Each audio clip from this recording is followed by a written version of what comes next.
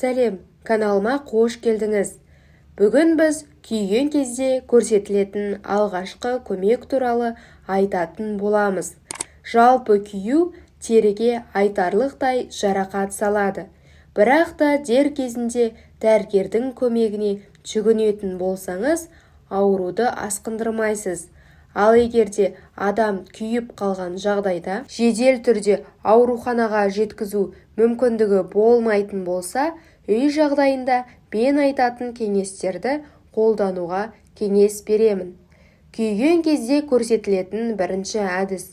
Жұмыртқаның сарыуызын немесе қайнатылған жұмыртқаны ыдысқа салып, оған бір шай қасық балды қосып, күйген терге жағасыз.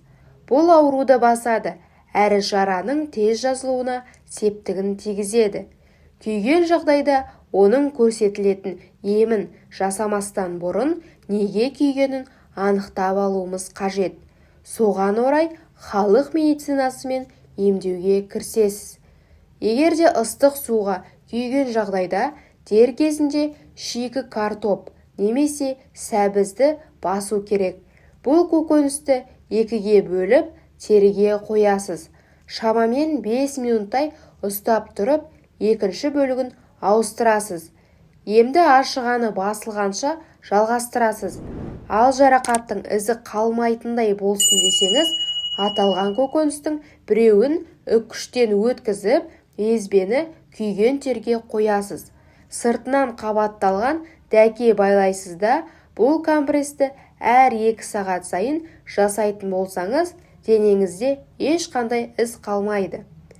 Ал егерде ыстық майға, яғни тамақ пісіріп жатып, ыстық майға күйіп қалсаңыз, дер кезінде сүзбені, яғни творогты жағу керек. Сыртынан бинтпен немесе орамалмен орап, емді тәулігіне жасау керек. Ал егерде творог болмайтын болса, қалың етіп ас содасын себесіз. Емді жасаудан алдын күйген теріңізді сулап алғаныңыз дұрыс. Қаласаңыз сыртынан орап қоюға да болады. Ас содасын қаншалықты ұзақ ұстасаңыз, соншалықты оң нәтижеге қол жеткізуге болады. Соданың орнына тұз қолдануға да болады. Ол үшін бір ас қасық тұзды жарты стакан суға араластырып, күйген теріні сүртесіз. Ал егерде ыстық үтікке күйіп қалсаңыз, жаңа алоэ жапырағын бөлесіз де күйген терге таңасыз. Сыртынан бинт немесе орамал орап тастау керек. Қырыққабаттың жапырағы да күйген терге ем болады. Ол үшін жапырақты салқын суға жуып, күйген жерге басасыз. Тағы да асқабақ тілігі де күйген терге тамаша ем болатыны да сөзсіз. Ал егерде ыстық буға күйсеңіз, мақта матаны немесе дәкені салқын айранға малып аласыз да күйген терге басасыз. Емді әр 2 сағат сайын үзбей жүргізетін болсаңыз, нәтижесі керемет болады.